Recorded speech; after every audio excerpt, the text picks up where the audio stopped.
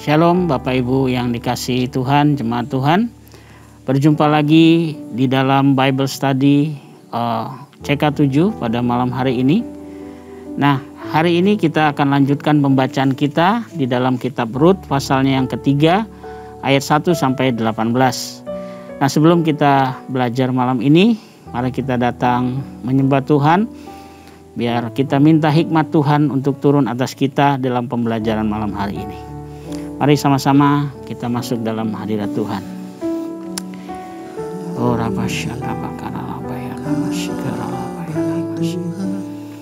oh haleluya, oh terima kasih Tuhan, terima kasih. Oh Engkau baik, terima kasih buat kasih setia Tuhan.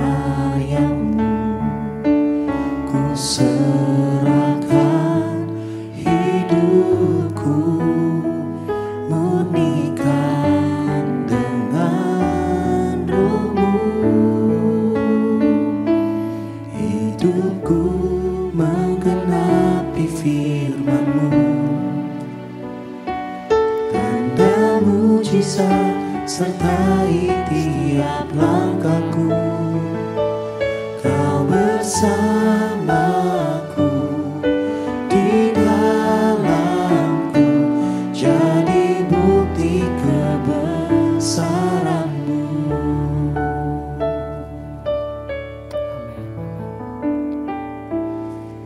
Tuhan, Kau sempurna dalam rencana-Mu dan karya-Mu. Ku serahkan hidupku, murnikan dengan Roh-Mu. Tuhan, Kau sempurna dalam rencana-Mu dan karya-Mu. Ku serahkan hidupku, murnikan dengan Roh-Mu. Hidupku menggenapi firman-Mu,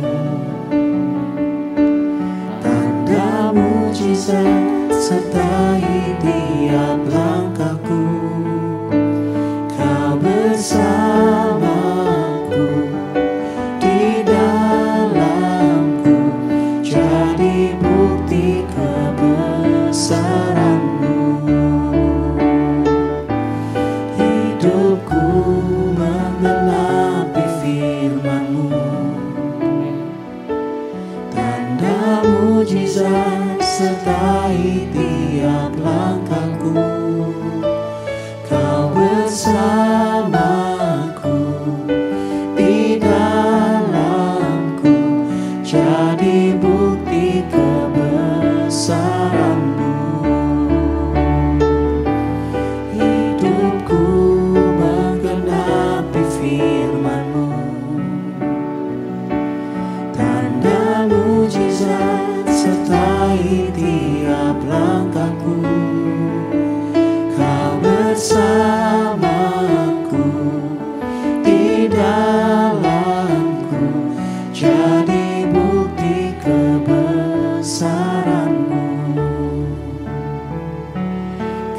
bersamaku, di dalamku, jadi bukti kebesaran-Mu. Kau bersamaku, di dalamku, jadi bukti kebesaran-Mu.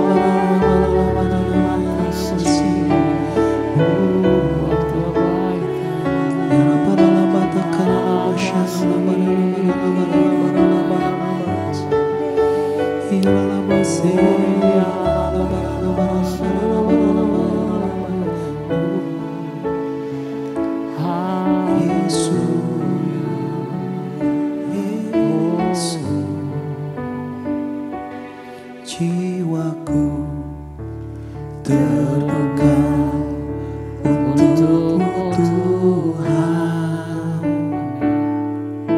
selidiki, nyatakan segala perkara, singkapkan semua yang terselubung,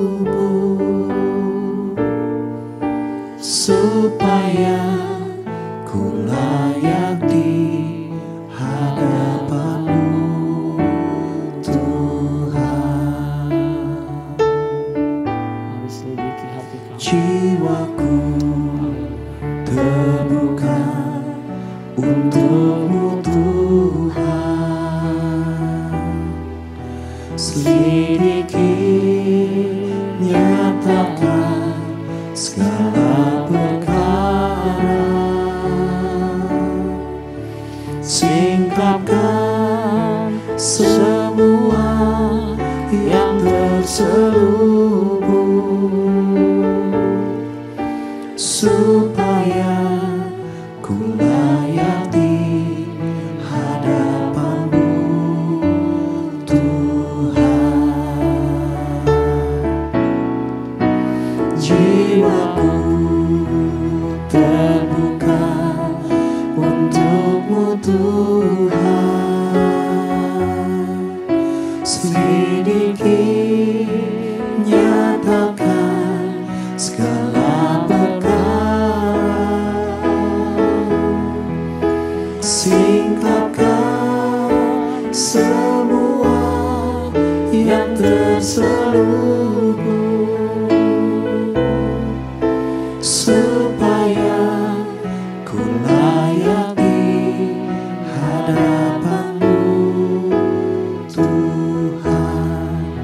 Singkapkan semua yang terselubung, supaya ku layak di hadapan-Mu Tuhan.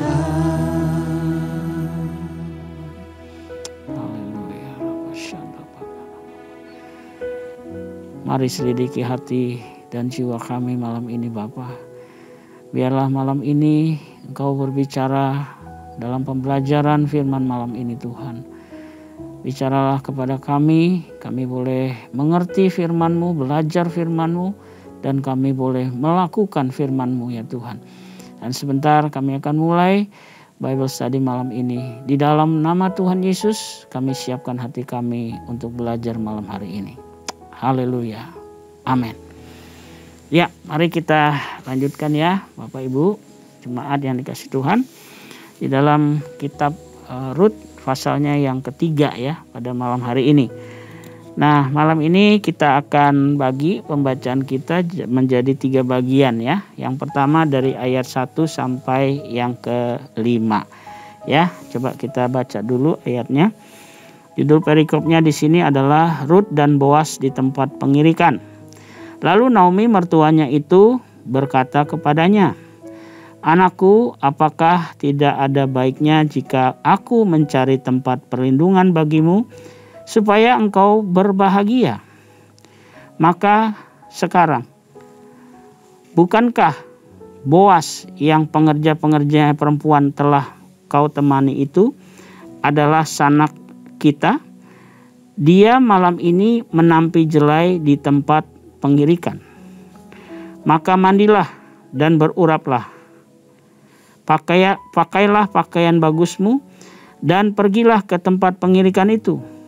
Tetapi janganlah engkau ketahuan kepada orang itu sebelum ia selesai makan dan minum. Jika ia membaringkan diri tidur, haruslah engkau memperhatikan baik-baik tempat ia berbaring. Kemudian datanglah dekat, singkapkanlah selimut dari kakinya, dan berbaringlah di sana.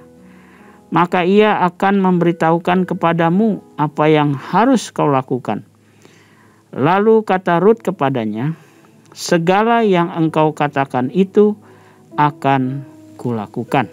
Nah, Bapak Ibu, kita lihat di sini di ayat 1 sampai 5, kita melihat di sini Naomi itu memiliki hati yang mulia kalau menurut saya ya.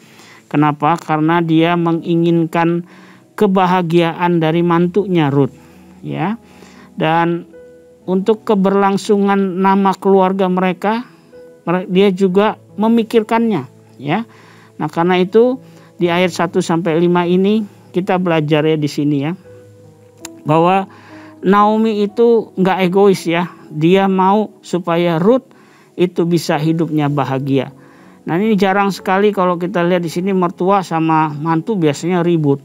Tetapi di sini mertua ini bisa memperhatikan mantunya dengan baik ya, bahkan menginginkan supaya dia bahagia, ya. Nah, kita lihat di sini bahwa Rut ya, dia diarahkan oleh Naomi, ya. Kemungkinan Naomi ini dia sudah pelajari nih si Boas ini ya, tingkah lakunya ya gitu ya. Dia udah tahu mungkin sifat-sifatnya. Jadi mungkin melalui peristiwa ini dia lihat bahwa ini kayaknya cocok ini gitu ya. Nah, tetapi itu di luar kita punya ini ya. Tetapi saya percaya bahwa ini semua adalah sesuai dengan rencananya Tuhan ya di balik semua ini. Nah, tetapi kita lihat di sini hubungan Naomi dan Rut ya. Ini luar biasa sampai-sampai memikirkan ya kebahagiaan untuk mantunya. Ini jarang ya, karena itu malam ini yuk kita lihat di sini ya. Nanti ceritanya ini makin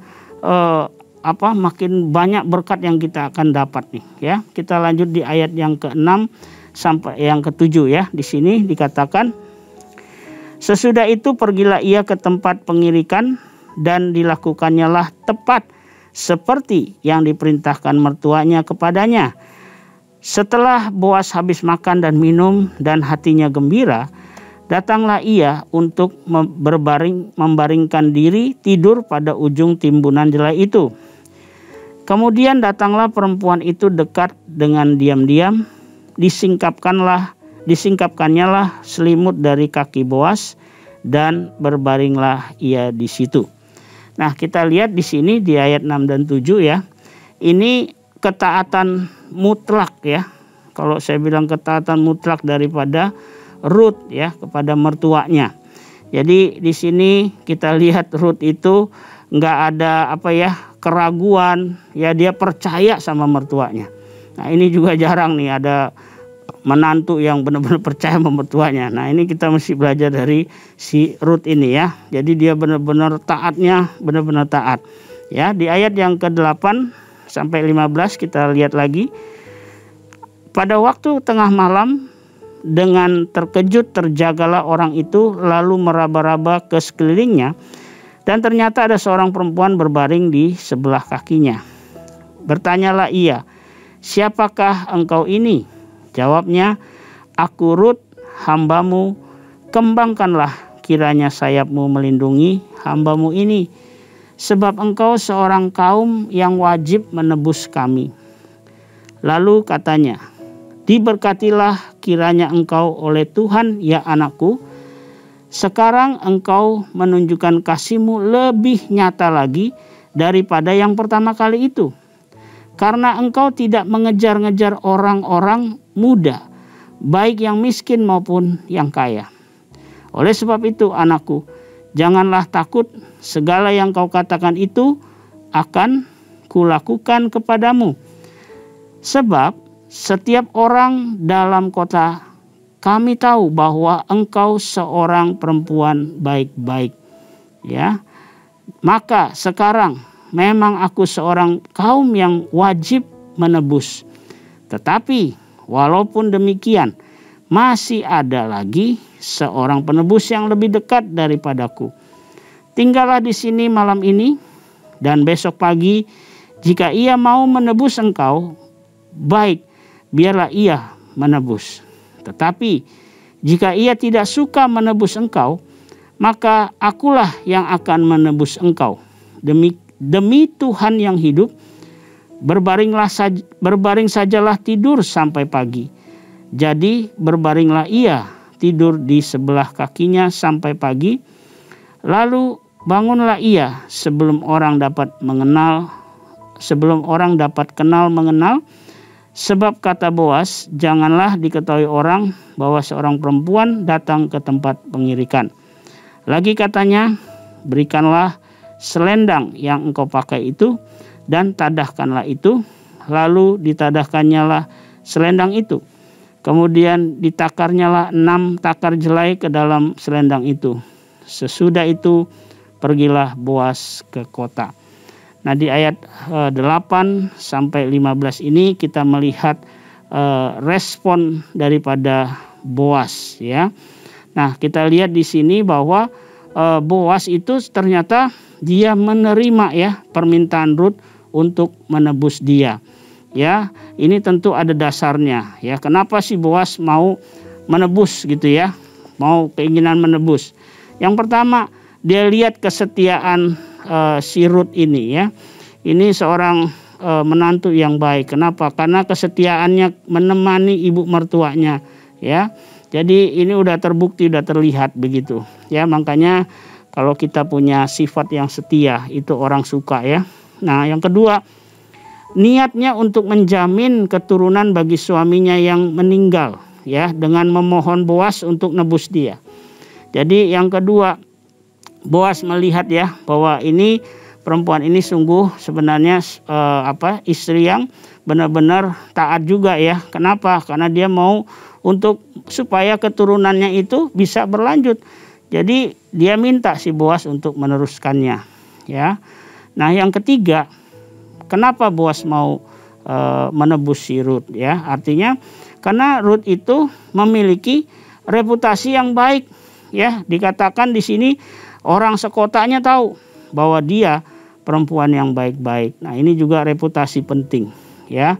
Walaupun kita dalam kesukaran, dalam masalah, tetapi ayo kita harus jaga reputasi yang baik ya, supaya orang juga bisa melihatnya. Bahkan dikatakan di sini semua orang di kotanya tahu. Berarti dia mungkin seorang yang bisa menebar kebaikan ya kepada mereka semua, sehingga mereka orang-orang bisa melihat gitu. Ya. Nah, ayo kita lanjut ayat berikutnya di ayat 16 sampai 18 ya. Setelah perempuan itu sampai kepada mertuanya, berkatalah mertuanya itu, "Bagaimana anakku?" Lalu diceritakannya semua yang dilakukan orang itu kepadanya. Serta berkata, "Yang 6 takar jelai ini diberikannya kepadaku. Sebab katanya, engkau tidak boleh pulang kepada mertuamu dengan tangan hampa." Lalu kata mertuanya itu, Duduk sajalah menanti, anakku, sampai engkau mengetahui bagaimana kesudahan perkara itu. Sebab orang itu tidak akan berhenti sebelum diselesaikannya perkara itu pada hari ini juga." Nah, kita lihat di poin yang keempat ini di ayat 16 sampai 18. Naomi itu mengajarkan juga kepada Rut supaya menunggu ya. Nah, ini juga penting ya di dalam mengambil keputusan, kita perlu belajar sabar ya, menunggu waktunya Tuhan dan peraturan ketentuannya Tuhan. Nah, ini juga penting kita belajar ya. Supaya apa? Supaya segala sesuatunya boleh jadi sesuai kehendak Tuhan. Ya, kadang-kadang kalau udah urusan pernikahan ya, apalagi anak-anak muda ya, maunya cepat. Harusnya kita belajar menunggu waktunya Tuhan. Ya. Nah, Boas di sini benar-benar seorang yang bijaksana ya. Dia benar-benar orang baik ya. Dia nggak mau take advantage. Dia benar-benar mau semuanya sesuai dengan ketentuan yang ada. Begitu ya. Nah, ini benar-benar Boas ini orang yang kaya dan juga orang yang berhikmat, dan dia juga punya karakter yang baik. Nah, kita lihat ya, ada 3 hal di sini yang kita boleh belajar daripada kitab Rut ini ya. Yang pertama, kalau kita mertua, ayo jadi mertua yang memiliki keteladanan hidup di dalam iman ya. Terus juga waktu kita dalam penderitaan, dan juga di dalam kesetiaan kita kepada keluarga, atau dalam hal ini kesetiaan kepada mantu ya. Kita lihat Naomi itu benar-benar dia itu memikirkan bahkan kebahagiaan Rut ya. Dia benar-benar juga mau setia ya untuk memberikan teladan yang baik kepada Rut ya. Karena itu ayo jadi mertua yang memiliki keteladanan hidup yang baik buat menantu ya. Nah, yang kedua, kalau kita menantu, jadilah menantu yang sayang dan setia kepada mertuamu ya.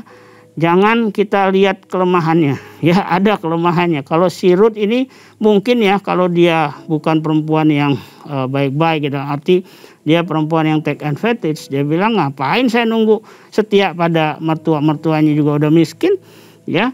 Tetapi dia mantu yang benar-benar sayang dan setia kepada mertuanya ya. Jadi kalau di rumah nih ada yang jadi mantu, ayo kita setia sayang sama mertua ya. Jangan berantem sama mertua. Oke, yang ketiga, yuk jalanilah pernikahan kita sesuai dengan hukum dan ketetapan Tuhan ya.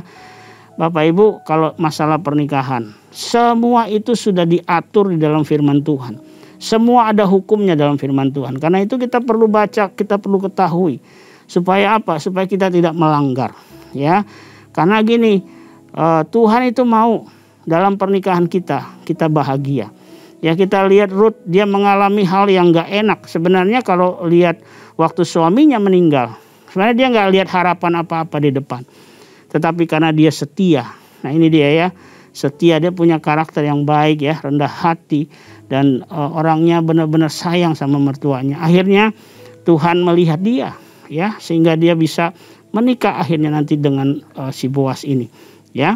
Nah, ada satu ayat firman Tuhan yang saya bilang tadi, kalau kita nurutin perintah Tuhan, sebenarnya Tuhan tuh mau kita bahagia ya. 1 Korintus 7 ayat 39 sampai 39 dan 40 dikatakan, istri terikat selama suaminya hidup.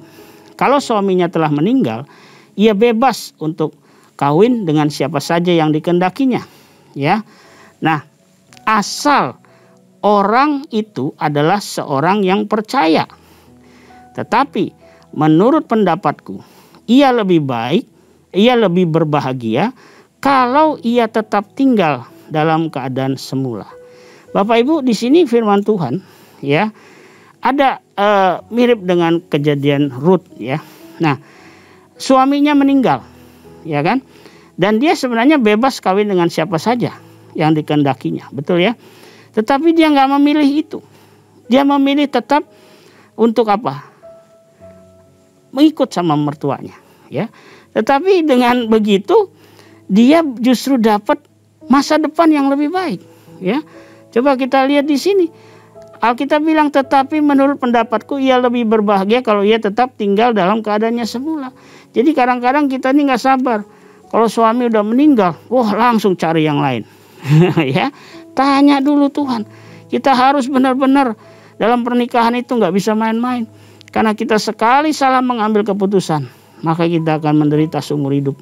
Ya, karena itu jalani pernikahan kita sesuai dengan hukum dan ketetapan Tuhan. ya. Saya berdoa malam hari ini di rumah-rumah ya, sebagai mertua, sebagai mantu ya. Ayo rukun ya. Dan juga tetap ingat selalu ya, setiap pernikahan itu kalau dijalani sesuai dengan hukum Tuhan, maka Tuhan akan menjamin kebahagiaan itu ya. Yuk kita berdoa malam ini. Saya mau berdoa buat kita semua malam hari ini. Bapa di surga, kami berdoa malam hari ini buat anak-anakmu, jemaatmu yang ada di rumah-rumah. Hari ini kami belajar kitab Rut. Biarlah Tuhan tolong kami semua sebagai mertua. Biar kami menjadi mertua yang memberikan teladan bagi mantunya. Kami juga berdoa buat mantu-mantu. Berikanlah juga sifat-sifat Rut ada pada para mantu yang ada di rumah-rumah. Supaya di dalam keluarga, dalam pernikahan, semua ada damai sejahtera di dalam keluarga kami. Terima kasih Bapak, terima kasih. Kalau ada mertua mantu yang sedang ribut, Tuhan tolong supaya mereka boleh berdamai. Dan biarlah juga boleh dipulihkan hubungannya. Terima kasih Bapak, terima kasih. Berkati anak-anakmu, mungkin ada yang sakit, Tuhan sembuhkan dalam nama Yesus. Terima kasih Bapak, terima kasih. Kami akan berpisah satu dengan yang lain pada malam ini. Kiranya berkat-Mu Engkau curahkan bagi kami semua. Mari Bapak Ibu jemaat yang dikasih Tuhan, angkat tangan kita dan arahkan hatimu kepada Tuhan. Dan terimalah berkat yang berlimpah-limpah dari Allah Bapa kita. Kasih karunia dalam anak yang tunggal Tuhan kita Yesus Kristus. Dan persekutuan yang manis dengan Roh Kudus menyertai kita semua. Mulai saat ini sampai Maranatha. Tuhan Yesus datang menjemput kita semua di awan-awan yang permai. Bahkan untuk selama-lamanya. Mari kita yang percaya sama-sama katakan amin. Selamat malam, selamat beristirahat.